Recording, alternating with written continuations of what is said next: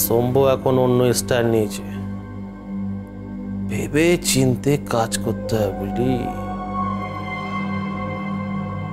শিকার যখন নিজে এসে খাঁচায় ধরা দিচ্ছে তখন কালি। হ্যাঁ স্যার। তোকে সুন্দরী দাদারা চেনে না, তুই পানু দালালকে সরিয়ে নিজে দালাল সেজে যাবি। বস্তিতে দুটো ঘর জোগাড় করে দিবি, বড় সড়ো, খোলাবালা, হাওয়া বাতাস খেলবে। সুন্দরী, তুমি যখন নিজে এসে ধরা দিচ্ছ তখন তো কতদিন আর পালিয়ে বাঁচবে। তুমি যেখানে যেখানে যাবে আমি সেখানে সেখানে পথ পেতে অপেক্ষা করব।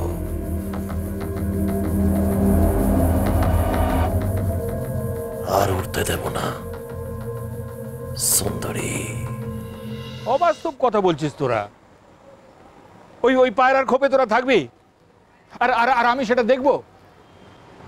আর চিন্তা করো না মামা দাদু, এই বয়সে এত চিন্তা করলে অসুস্থ হয়ে পড়বে। দেখো, আমি আর আলো ঠিক একটা ব্যবস্থা করে নেব, তাই না আলো?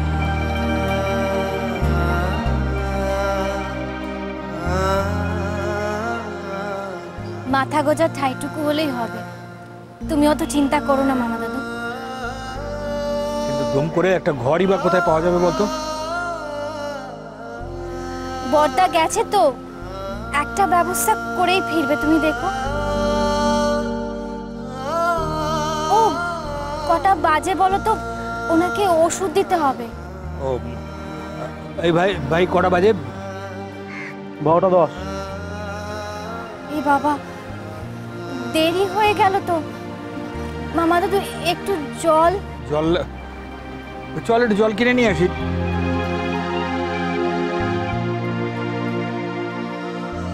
ওদিকে কি দেখছি রে অংশু?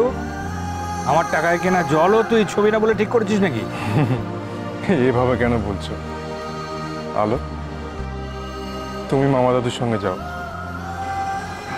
আমি বরং এখানটা একটু বসি।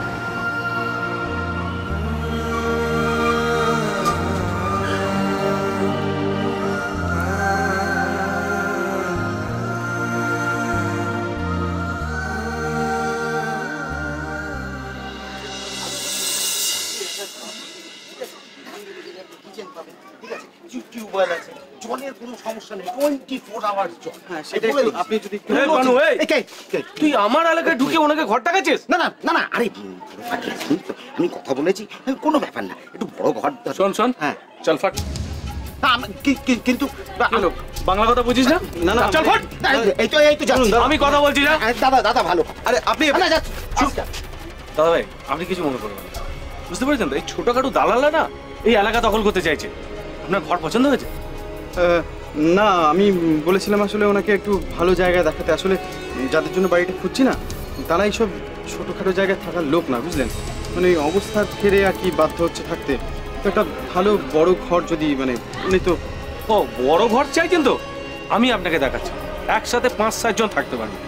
আপনি আমার সঙ্গে আসুন। ঠিক আছে, কিন্তু আমি না বেশি ভাড়া দিতে পারবো না দাদা। মানে আরে সেসব তো পরের কথা, আগে ঘরটা দেখুন, তারপরে তো ওসব কথা হবে। আসুন, আপনি আমার সঙ্গে আসুন, কোনো অসুবিধা হবে না। চল।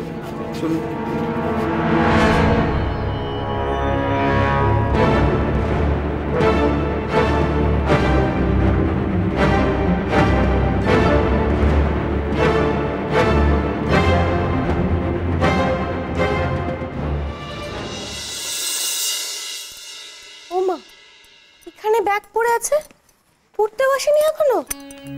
আমর, এই আমর, আরে হোমওয়ার্ক গুলো করতে হবে তো বাবা, তুমি কোথায়? তবে রে পাজি মেয়ে, হ্যাঁ পড়াশোনা করবে না বলে লুকিয়েছিস? ওঠ পাগলি, ওঠো, হোমওয়ার্ক গুলো করতে হবে। শোনা, অনেক দেরি হয়ে গেল তো। হ্যাঁ কি গো, কি ব্যাপার? পড়তে বসেনি আমন এখনো? বাবা, আমনের পড়া নিয়ে তোমার হঠাৎ করে এত চিন্তা? হ্যান্ডরাইটিংটা আগে কমপ্লিট করো। না আসলে ভাবছিলাম কি জানো, সব কাজ তো তুমি একা হাতেই সামলাচ্ছ, তাই আজকের দিনটা না হয় আমনকে আমি পড়ালাম।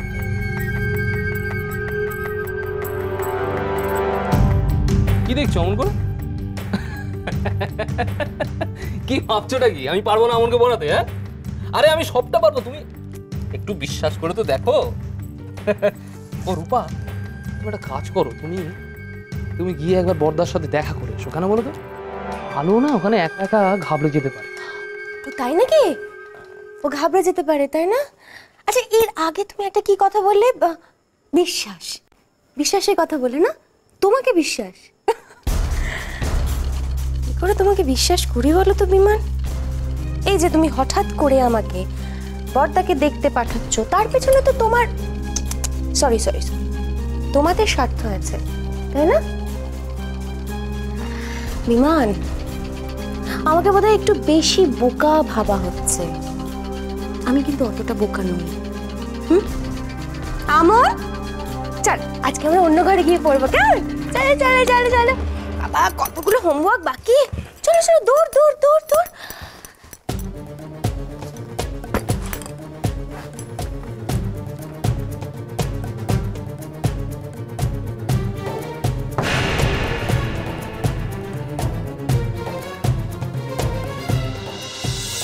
দেখ মা, কতগুলো কথা তোকে আলাদা করে আমার বলার আছে, সেই জন্যই তোকে আরও আমি ডেকে নিয়ে এলাম। সব কথা তো অংশুর সামনে বলা যায় না।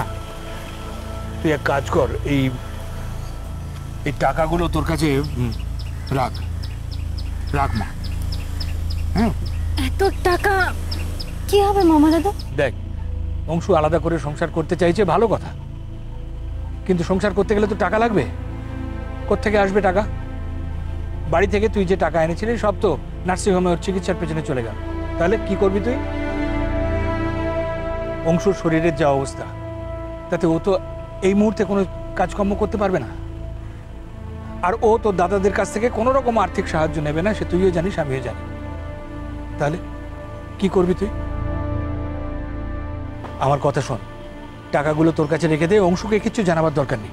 না মামা দাদা, এই টাকা আমি নিতে পারবো না।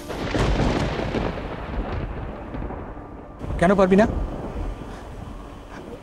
আচ্ছা বেশ, তোর নামে তো এখন অনেক টাকা, পরে না হয় আমাকে শোধ করে দিস। আমার নিজের বলতে শুধু উনিই আছেন মামা দাদু, আমার আর কিচ্ছু চাই না। ওনার বিশ্বাস আমি ভাঙতে পারবো না, আর ঠকাতে পারবো না ওনাকে। আর কত মিথ্যে বলবো?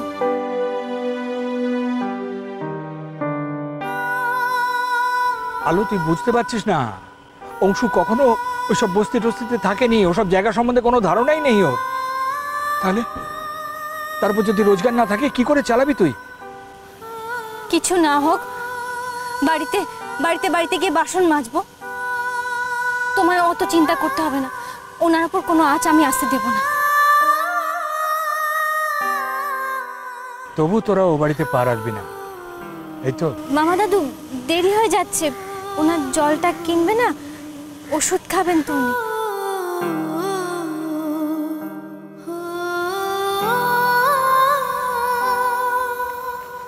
ভাই, এটা জল দাও তো।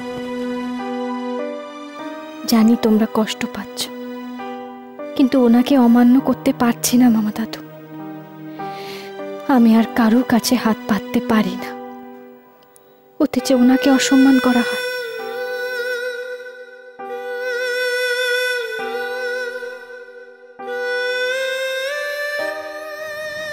তাহলে আজ থেকে অংশুমান লাইরি স্বাধীন, মামা দাদুকে তার আর দরকার নেই, তাই তো? আজ আমি আমার নতুন সংসারে পা রাখছি।